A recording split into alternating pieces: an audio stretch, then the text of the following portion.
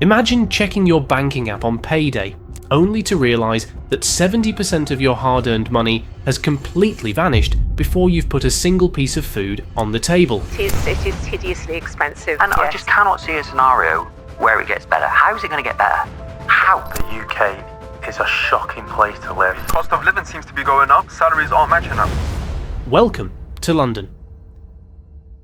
For decades, the capital was the ultimate British symbol of ambition, the destination where you went to build a proper career, climb the corporate ladder, and secure your future. But quietly, the economic reality of London has completely broken down. The cost of simply existing here has reached a terminal breaking point, turning a city of opportunity into a game of pure financial survival. Right now, a historic demographic shift is underway. Thousands of middle-income professionals, teachers, nurses, and young families are reaching the exact same conclusion. London no longer makes financial sense. But why is this happening now? And what is the hidden economic mechanism that analysts are calling a terminal death spiral? If you are currently renting in Brixton, commuting in from Romford, or sharing a house in Croydon and simply wondering why doing everything right still leaves you skint at the end of every month, then you cannot afford to miss the mathematical reality we are uncovering at the end of this video, and we'll also show you exactly why earning more money in London might actually make your situation worse, not better. To understand how 70% of a pay packet can vanish instantly, we have to look past the high-flying corporate executives working in Canary Wharf and examine the actual backbone of the city, the median earner. According to official data from the Office for National Statistics, the median salary for a full-time worker in London stands right around £37,000 a year. To anyone living outside the capital, 37 grand sounds like a solid baseline. But when you run that number through the modern British tax system, the illusion of wealth immediately evaporates. After income tax and national insurance, that £37,000 salary shrinks down to a take-home pay of roughly £2,389 a month.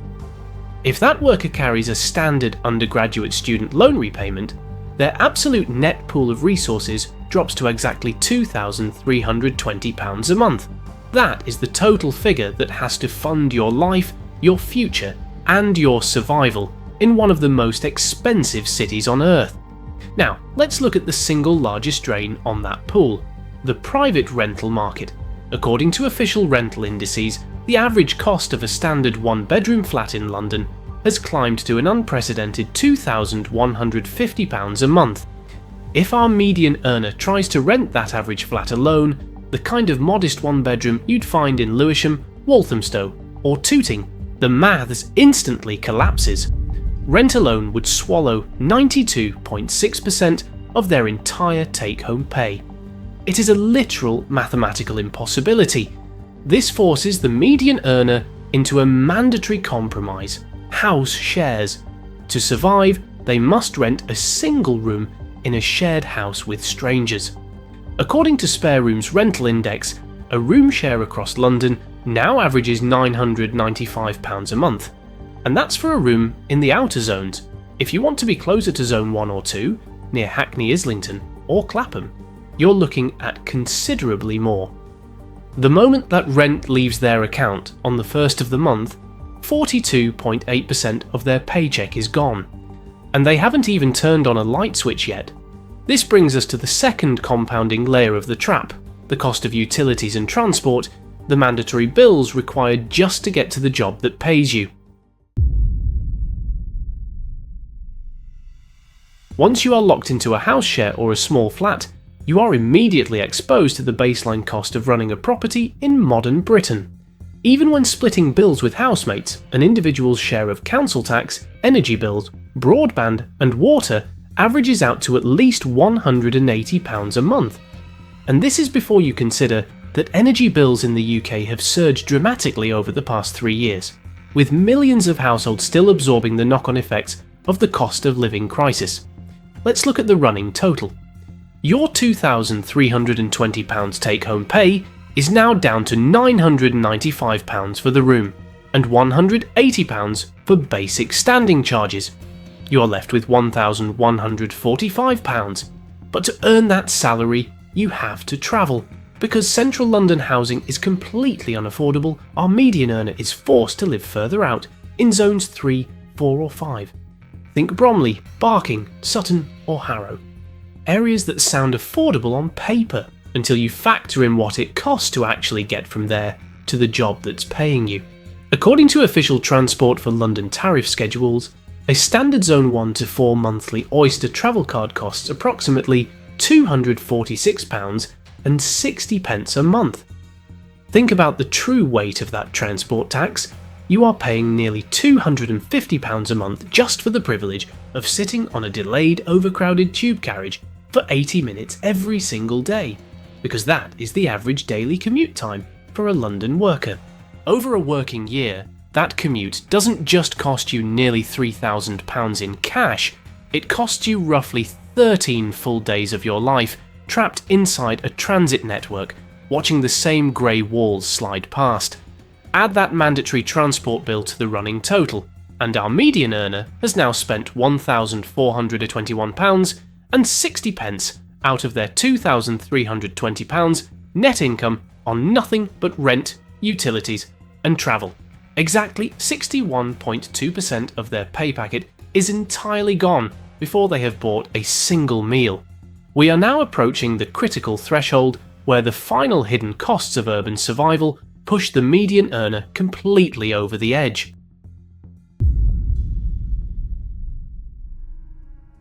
To maintain professional employment in a major capital city, there are baseline, non-negotiable costs that nobody talks about. We're not talking about luxuries, we're talking about a mobile phone contract, basic contents insurance, and the minimum cost of keeping your clothes presentable enough to walk into an office. In London, these unavoidable administrative costs add up to an average of £60 a month. At this point, the running total of fixed mandatory outgoings has reached £1,481 and 60 pence. Out of a starting take-home pay of £2,320, exactly 63.8% of this person's paycheck has already vanished into pure infrastructure. Next, we look at basic nutrition. And we are not talking about dinners at Borough Market or weekend brunches in Shoreditch. We are talking about a budget-conscious £45 a week spent at Aldi or Lidl. In a month, that adds another £180 when you combine the room rent, the utilities, the travel card, the phone and insurance, and the bare minimum of supermarket groceries. The cumulative total hits £1,661 and 60 pence. Run that figure against the take-home pay, and exactly 71.6% of the median earner's entire paycheck is gone. Let that sink in. Nearly 72% of your total economic output for the month has been completely consumed just to maintain the bare architecture of existing in this city. You are left with precisely £658 and 40 pence for the rest of the month to cover dental appointments, prescriptions, clothing, an emergency savings fund, a social life, and any ambition of building a future. They aren't building a life, they are managing a deficit.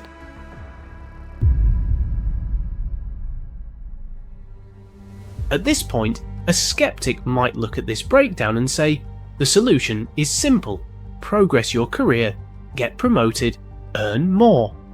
But this is where the London trap becomes truly insidious. The squeeze doesn't stop when you earn more, the threshold just shifts upward. Let's scale the maths up to someone earning £55,000 a year. In Manchester, in Birmingham, or in Edinburgh, a 55 grand salary puts you comfortably into the top tier of earners. It should mean stability, savings, and a realistic path to home ownership. But in London, a £55,000 salary yields a monthly take-home pay of approximately £3,250 after tax and national insurance. And because this person earns more, they naturally want to move out of the house share and rent a basic one-bedroom flat of their own, to finally live like an adult, to have their own front door, their own kitchen, without passive-aggressive notes about the washing up. As we established, that average one-bed flat costs £2,150 a month. The moment this higher earner signs that solo tenancy agreement, their rent alone consumes 66.1% of their monthly pay.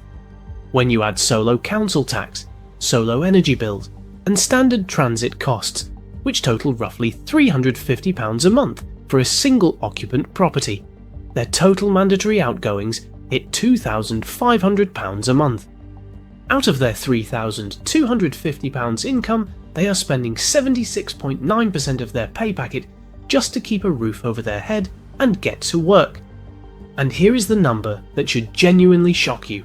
After all those outgoings, the high earner on £55,000 is left with almost the exact same disposable cash as the median earner living in a house share.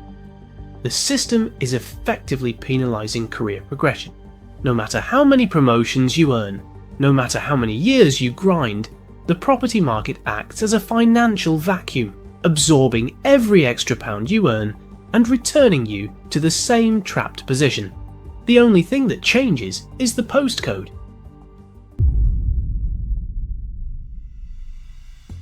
Before the rise of hybrid working, proximity to a central London office was a non-negotiable requirement.